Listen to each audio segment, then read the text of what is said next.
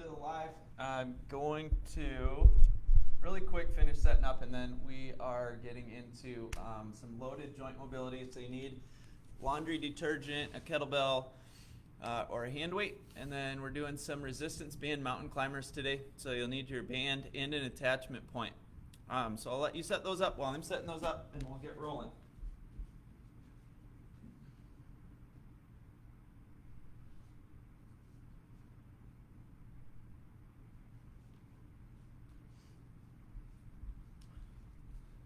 And so as you set up your banded attachment point, it should be a little bit above waist height so that as we get into the mountain climber, the band doesn't slide off going backwards.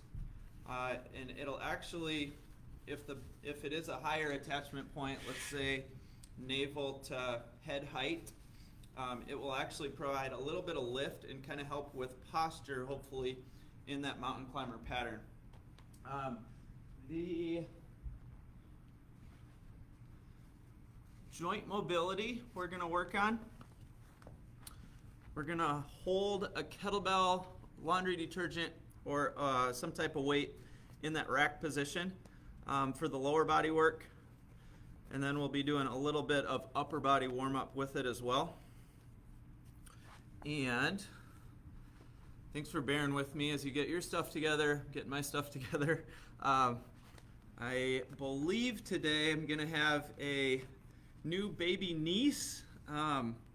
Was up a couple hours in the night, wasn't sure why, praying for a while, and that rarely happens, so not trying to sound super spiritual or anything like that, but might have a new baby niece today. So my sister is currently in labor, so thanks if you're somebody who prays, prayers for her and the family, but I think everything's going really well so far. So excited for a baby announcement. We're gonna start out today with the kettlebell in rack position. So we're gonna hold that at the shoulder, and we'll start out.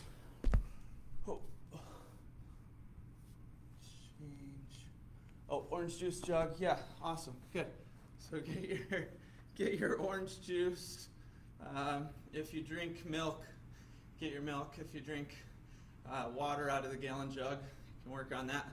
We're going to bounce a little bit. If you do have a heavier weight or heavier liquid, you can hold with two hands to just make sure that that's secured in place. And then let's go ahead and go to the other side. So we're going to hinge, use the hip drive to secure that weight up by the shoulder. And I'm noticing, you might be noticing that with the weight, it makes the bouncing a little more challenging, adds an element of challenge to the balance here. From there, let's go to a wider base. We're going to tilt to the inside of the ankle. So inside ankle tilt and go the other way. When we go outside ankle tilt, we'll switch shoulders again. So go ahead, brace the abs, safely hinge, use the hip drive to bring that weight up to the other side. 1 foot forward, and we're going to press gently to the outside of the ankle. Awesome work. Other side. Nice. From there, let's go into a forward lunge, and we're going to knee circle. So forward lunge, knee circle, bringing that knee around the ankle. And then the other way. We are going to get some steps in today, so just quick pedometer reminder. Mine's in my backpack right over there, so might throw it on. But grabbing that pedometer. The mountain climbers, I believe you're going to get steps, not 100% sure. I think if you wore it around your ankle, if it's something that you can wear around the ankle, that's probably going to be a safer bet on mountain climbers, because the hands are going to be stationary supporting us. The legs are going to be kind of doing that running motion out of a plank. Good. So both sides knee circles. We're going to switch again, opposite shoulder, and then we're going to move up into the hips a little bit. So I want you to side lunge this time, and then we're going to hula, hip hula, and then hip hula the other direction. And then a little gentle pressure at the top of the straight leg side in that side lunge. A little gentle pressure, and then we're going to sit into just a nice stretch on that hip.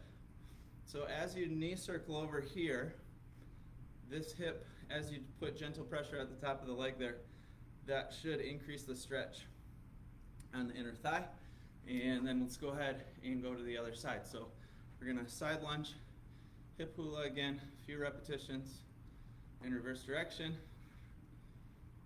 And in order to press on the straight leg side, we need to switch the weight. And hip hula again, pressure on the top of that leg, and then we're gonna cycle again through. So they're really called closed chain hip circles. So even though it looks like I'm doing a knee circle over here, and I am, your focus really is on this straight leg, getting a nice gentle stretch through that circle on the inside of the hip. From there, inside meaning this inner thigh portion, not literally maybe inside the hip, although we are stretching the hip, the joint capsule a little bit. So let's set our weight down, and then we're gonna go to the upper body. So let's go ahead, take the fingers, curl down, rolling those fingers down towards the wrist, and then bring the fingernails straight back up towards the ceiling. So curl, press down and in, and then fingernails up quick towards the ceiling. Let's do one more. Down and in, and then straighten back out. Let's go ahead and go through the thumb.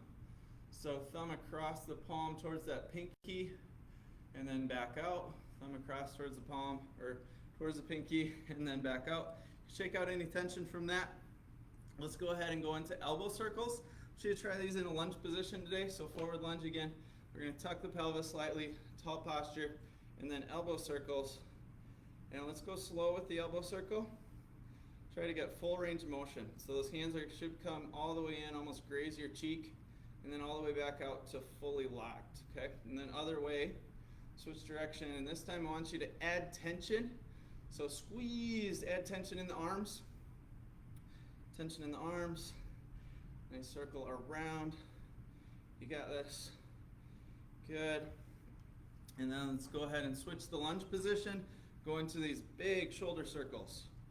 So we're reaching back, we're reaching up, we're reaching forward, reverse direction, big shoulder circles. Good. And then let's do some of the smaller shoulder circles. Let's go one arm up and one arm forward today. Small shoulder circles and go a little faster. So speed it up, and then opposite direction. Nice. Switch the lunge one more time, and then switch the elevated arm and the forward arm. Good. Quick circles, you got this. Keep breathing through it. Nice, should be getting a good warm up. Heart rate should be coming up. And then let's move into a little bit of spinal movement. So if you have a light weight, leave this optional. You can hold the weight or you can leave it down. With the weight, I'm gonna cross, so X across the chest, and I'm using my thumbs in this case to press that weight in towards me. I'm gonna go back to that side lunge position, and we're gonna do a back circle. So I want you to go slow, gentle, and maybe minimal range of motion at first, and then if it feels good, gradually increase your range of motion a little bit. So with this one, I'm gonna bend to the side, I'm gonna go back, using that weight as a little bit of counterbalance or counter leverage. Go the other way, side, back, side, and then back up tall. Again, weight's optional. If it's feeling good with weight, good, keep it up. If it's not, set it down and work on this body weight. So other side, you're lunging the other way, and then we're gonna go side bend, extension, reaching back, over to the other side, and then back up tall. Same thing, opposite direction though. Side, leaning back, warming up that low back, other side, back up tall. Really nice work. We're then going to go into halos. So whatever weight implement you're using, you're gonna hold it with both hands. If it's a dumbbell, probably holding on to the ends of it, if you can get the hand around it. If it's a kettlebell, I have it bottoms up, meaning upside down, holding the side handles. So I have a good grip on here, and then I'm gonna start with it under my chin, about chest height. I'm gonna pull one elbow high, one elbow low, so that I can work that weight around. Now it's facing down, so it's like it would normally set on the ground as a kettlebell. And then I'm gonna pull it back around through the other ear, back to my start position, and it's bottoms up. Let's go back the other way. So a couple reps nice and slow. Just get a feel for that range of motion in the upper back, the shoulder blades, the shoulders. And now we're going to speed it up a little bit if you're feeling comfortable with it. So let's go 5 one direction. Nice way to breathe. 5-ish, go the other way.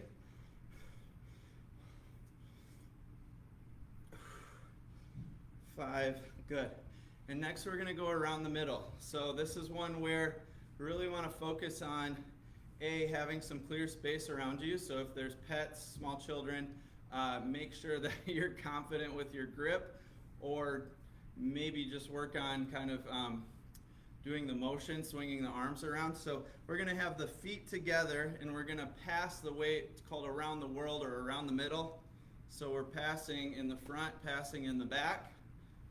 And this is fantastic for grip work because there's a coordination and a timing element, and there's also a nice strong grip, contraction, and then a release. So we're working on contracting and then relaxing right away in that muscle group in the forearm and the hands. Go the other way. Nice job. And you could be in a wider stance if you want less balance challenge. You can go narrower to really challenge the balance, and you can go single leg if you're feeling a little spicy and you have free space around you. Okay, so that's the around the world. Love that for warm up. We're then going to get right into our circuit today. So banded mountain climbers, we're going to get that band around the hips. We're going to get a minute on the clock. I know a minute's a long time to mountain climb, but you can do it. There's people that mountain climb for hours. We got this. All right, so we're going around the hips. That was a joke, by the way. I don't think people do this exercise specifically for hours, but climbing mountains takes a while. So we're going to go ahead, 1 minute on the clock. We're going to get into a nice plank position. And then we're going to, at the tempo you're comfortable with, run the knees up. So the knees are going to come up towards the hands. That might be a slow kind of a march, or it might be like a full sprint, depending on what you're comfortable with in that tempo. And you might start fast, go to a slower tempo, and kind of go in and out like an interval during this minute. So ready, set, here we go.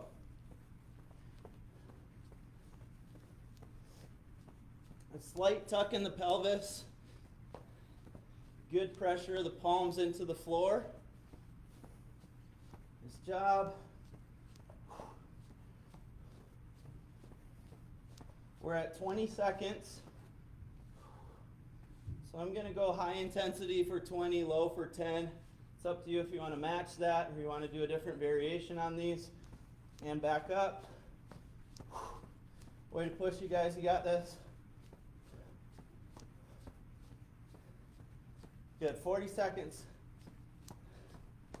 Good posture. Keep breathing. Run them up, run them up. Woo! 3, 2, 1, and a slower tempo for the last 10. Nice job. Shoulders are burning. Hey, feeling the abs. Good. Way to work. Awesome. All right. The next two are unique, so I'll just tell you that up front.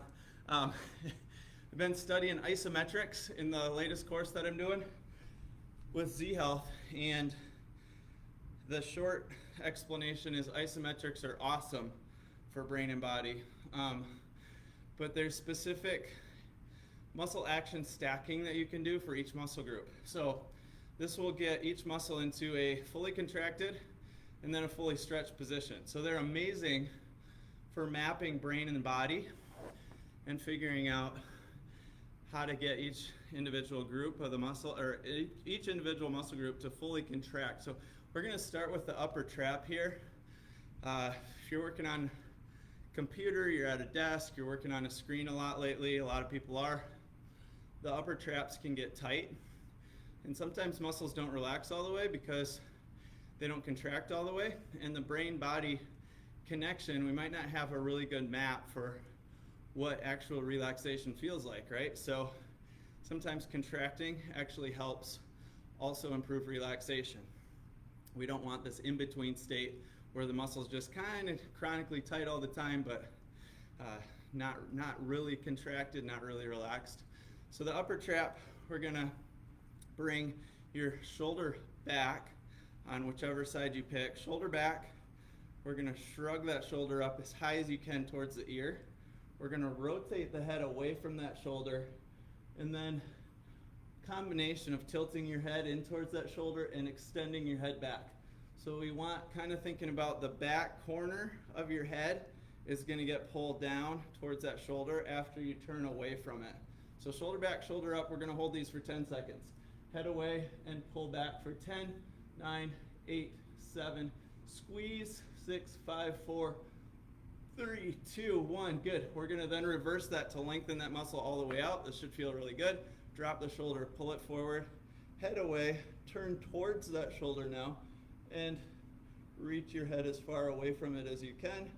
So your opposite ear from that shoulder should be pulling down and away towards the floor. And 3, 2, 1, really nice. You don't have to be kneeling, you could be standing for these.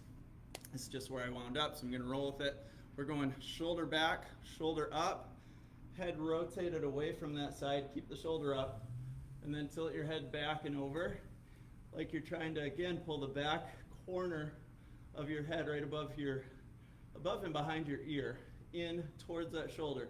3, squeeze, 2, 1, nice. So the purpose of this too is not just kind of getting into the position, it's actually mentally focusing on squeezing in that muscle group, getting a really nice strong contraction. Okay, you can start with 70%, don't go 100% out of the gate, but 70% what you think of as maximal effort, and then eventually work your way up to 80%, 90% over the next couple weeks if these feel really good. Next step, shoulder forward, shoulder down, head away, rotate towards it, and then try to get the opposite ear as far away from that shoulder as you can. Shoulders pulling down towards the floor, that should give you a nice stretch in that upper trap muscle group. Woo! And relax out. We're gonna do another one for the hips. So really good one to couple with a mountain climber day. And this muscle is your psoas. So if you have chronically tight hips, low back issues, a lot of times the psoas is somehow involved in tilting the pelvis or pulling on the pelvis and the low back. We're gonna go ahead and elevate for the contraction. You need to hold on to something. You may need to. Your balance might be awesome.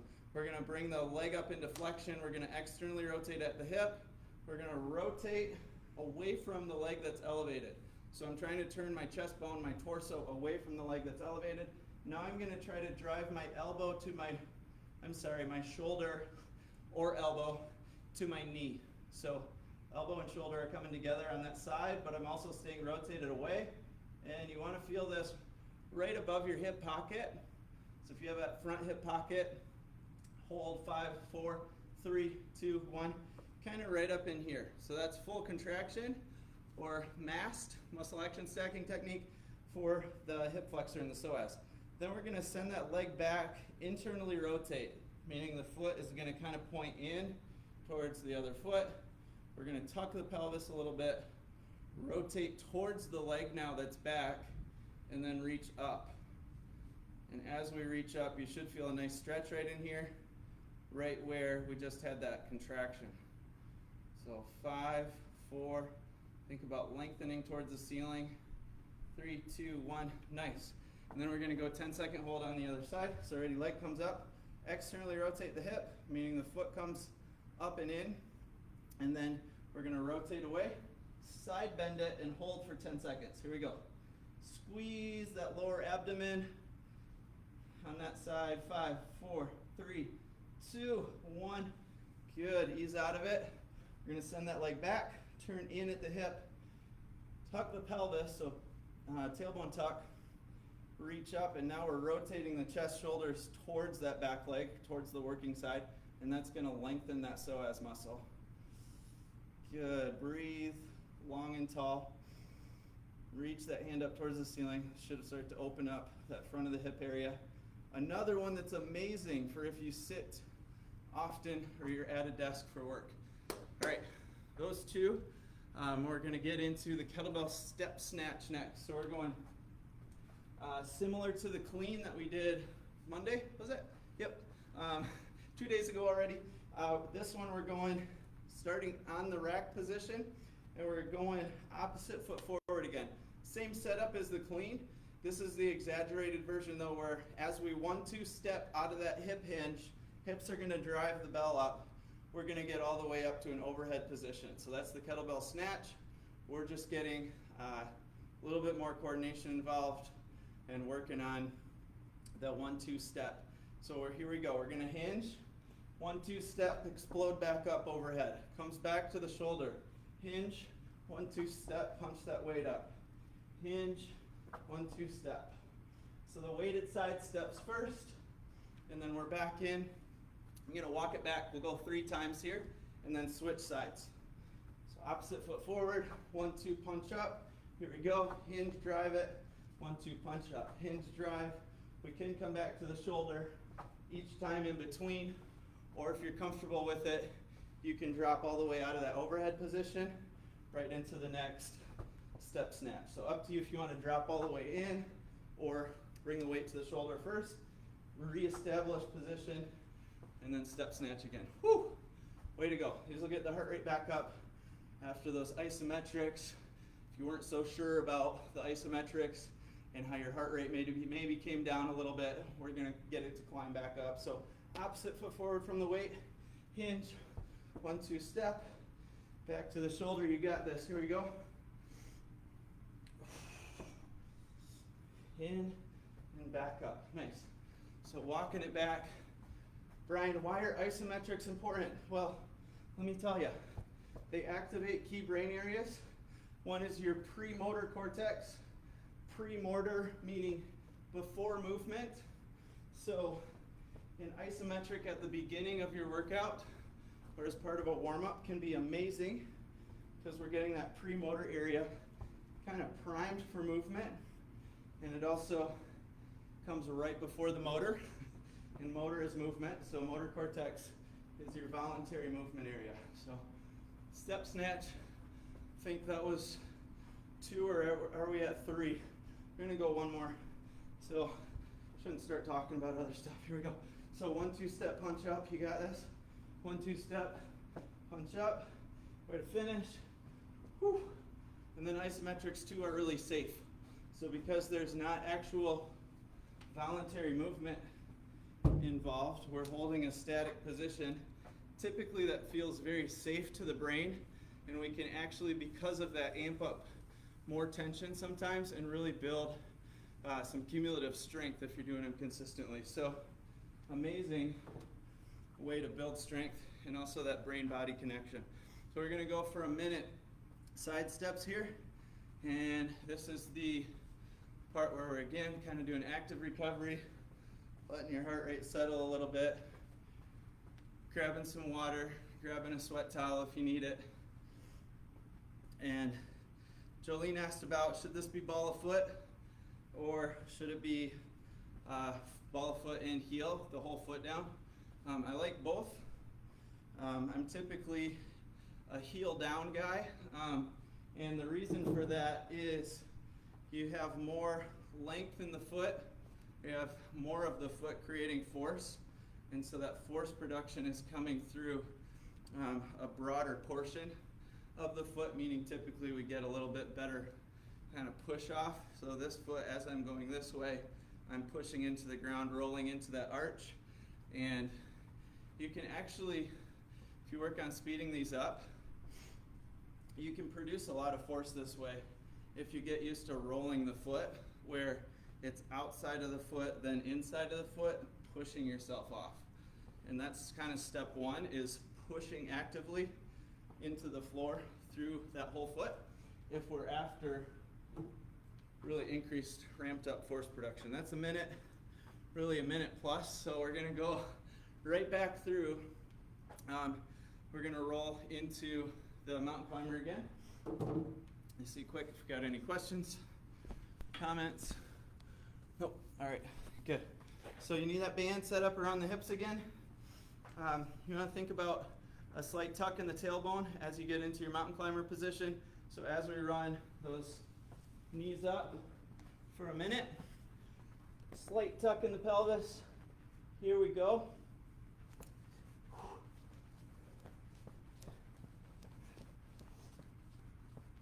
Way to drive, keep pushing.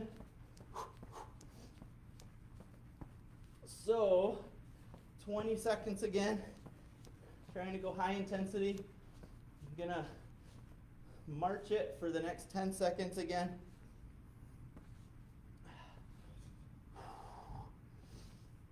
Give the hip flexors a little break, and then high intensity again for 20. You got this. Here we go. Nice job.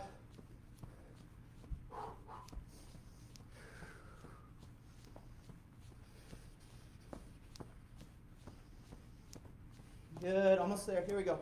Finish it out. 3, 2, 1, and marching tempo again. Or you can be holding at this point. It's up to you. Way to finish. Finish strong. 3, 2, 1. That's the minute. Good job. Way to go. It's a good long bout of mountain climber. And then we're going to go right back into our muscle action stacks. So upper trap. Remember, shoulder back, shoulder up. Head or nose rotates away. And we're pulling the back corner of the head towards that shoulder. 5, 4, 3, 2, and 1. Drop the shoulder, let it roll forward. Head tilts away, rotates away, and then we can extend back a little bit. Trying to create length here. Actually, chin tuck here.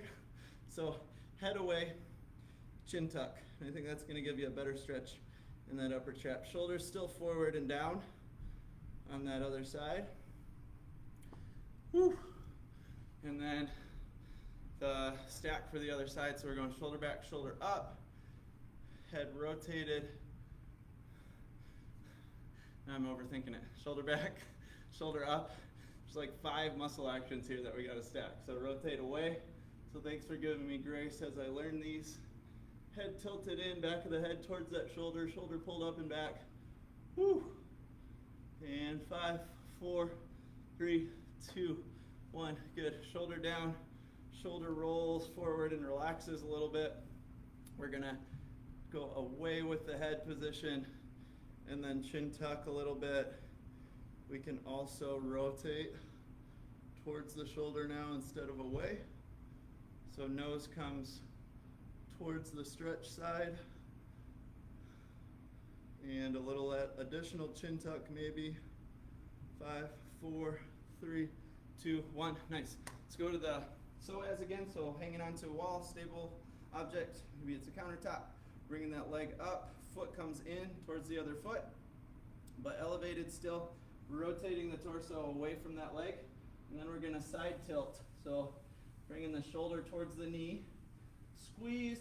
5, 4, 3, 2, 1. Nice. Ease out of it. Relax. We're going to send that leg back. Turn the foot and the hip in. So trying to get the kneecap to rotate into internal rotation, or really turning towards the other leg, towards your midline. And then we're going to tuck the pelvis. We're going to rotate towards the back leg now, the stretch side, and then reach up. And as you reach up, deep breath in. Sometimes the breathing here, if we can get a really nice full breath into the lungs, will actually enhance that stretch in the lower abdomen. And if you're getting nice deep breaths, you should almost feel positionally how breathing into the lungs will expand things in the stomach a little bit and actually increase stretch and change position in that lower abdomen. It's almost like a gentle massage for your internal organs, and really actually some great health benefits to that. So that's why deep breathing practices are so often recommended in a lot of different movement practices. So we're going to bring the knee up, foot up, rotate away from that leg, side bend, shoulder to knee, squeeze, squeeze, squeeze, squeeze, bring that knee up. 5, 4, 3, 2, and 1. Good. And then send the leg back. Turn the knee in, foot in, and then we're going to rotate towards the back leg now. Reach up, and then again, a few deep breaths here, or a couple at least. We'll go 10 seconds.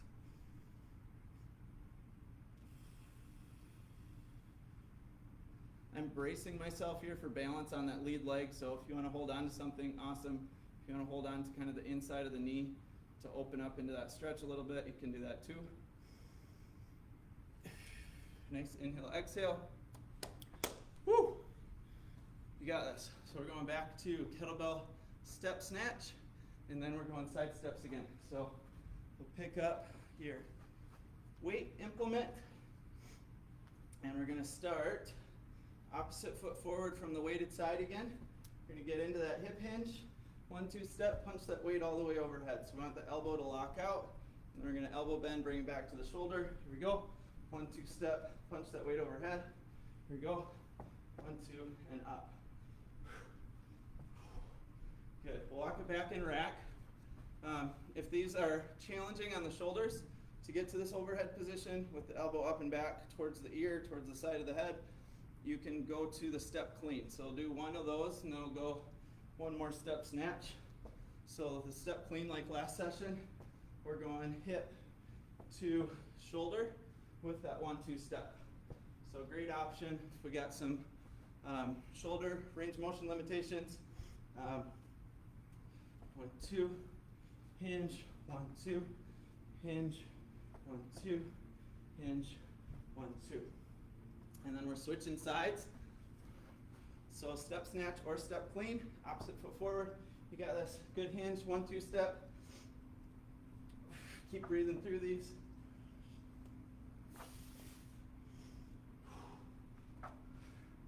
As you pull that weight up out of the hinge, think about that momentum carrying you forward into your 1-2 step.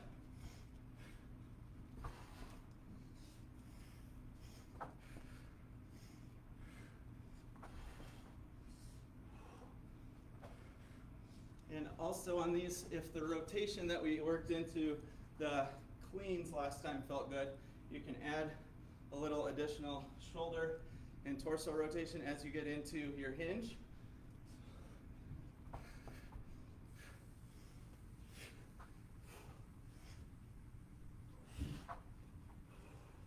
Nice. Whew.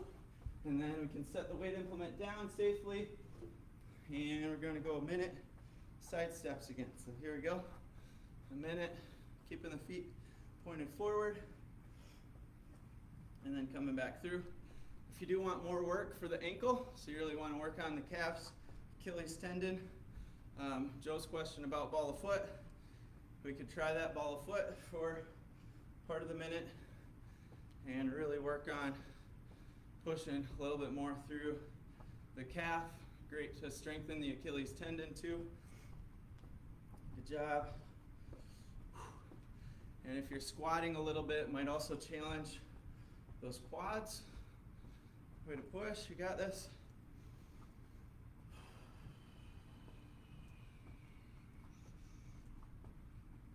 As we round out the minute, see if you can get a 2-6, 2 inhale, 6 exhale, breathing in.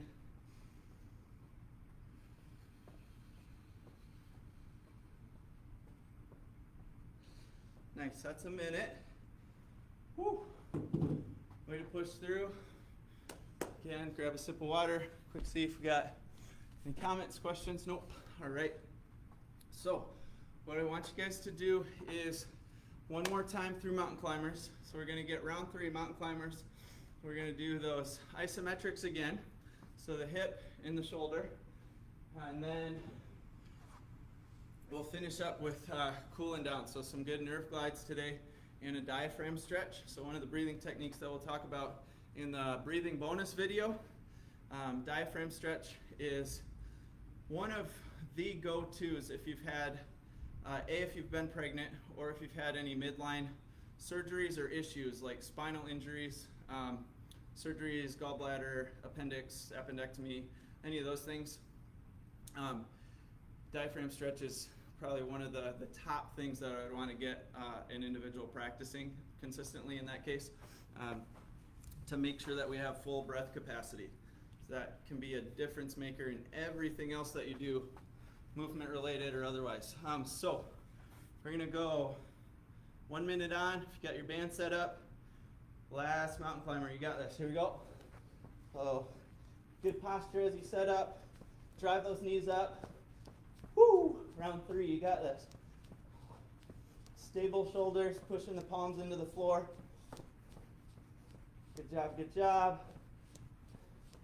4, 3, 2, 1. You can go to a march or you can keep going. I'm going to try to run it out this set. Woo! Do what you got to do on the tempo. Good. We're at 30 seconds, you guys. You got this.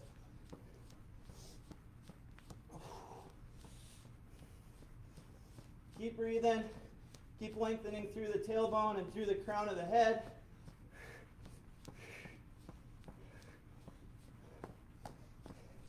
Hey, shoulders are feeling it. Hips are feeling it. Last 10 seconds. And 3, 2, 1. Awesome job. Air high five. You can give yourself a hand. Good.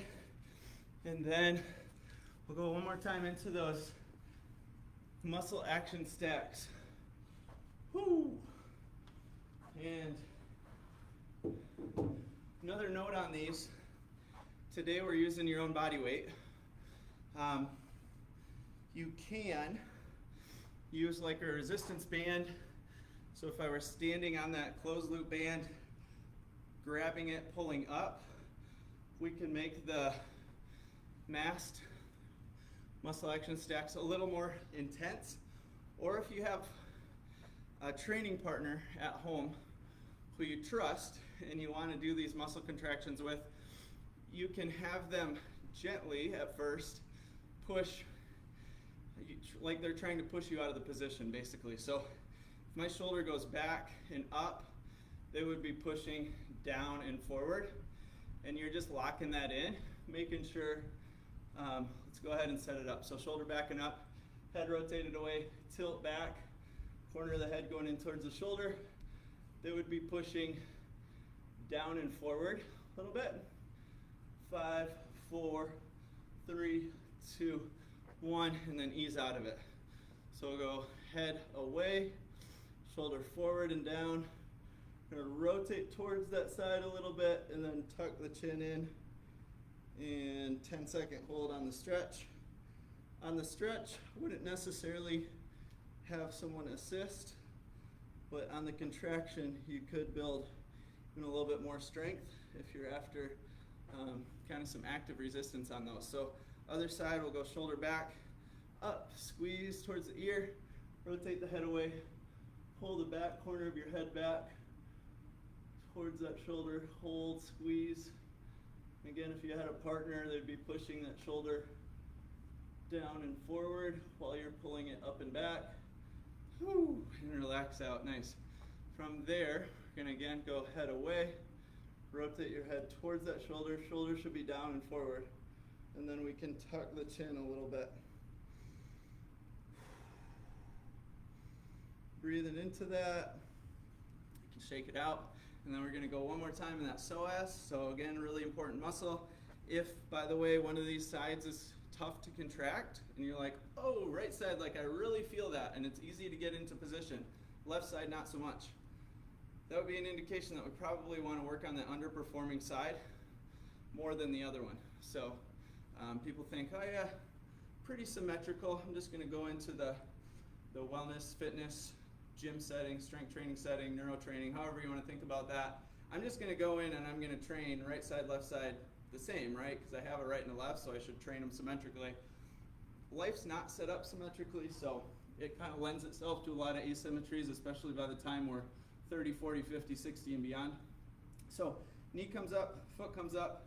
We're going to tilt shoulder to knee. So with that in mind, if you have a side that's tough to contract, you could do it twice. So you could do your contraction with me on that side, then do your stretch with me. And then when I go to the other side, you just go right back at that muscle group that feels underactive or tougher to contract.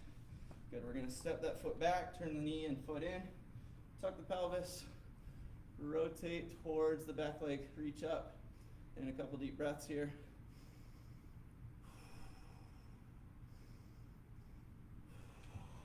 Nice job. All right, last one on the muscle contraction, knee up, foot comes in. You're gonna try to rotate away from that leg, drive the shoulder towards the knee or the elbow towards the knee, whichever one works. Squeeze, squeeze, squeeze that lower abdomen area right above the front hip pocket. 4, 3, 2, 1. Awesome. Go ahead and step back. Turn the knee and foot in, pelvic tuck. Rotate towards that side, reach up and back. A couple deep breaths here. Whew.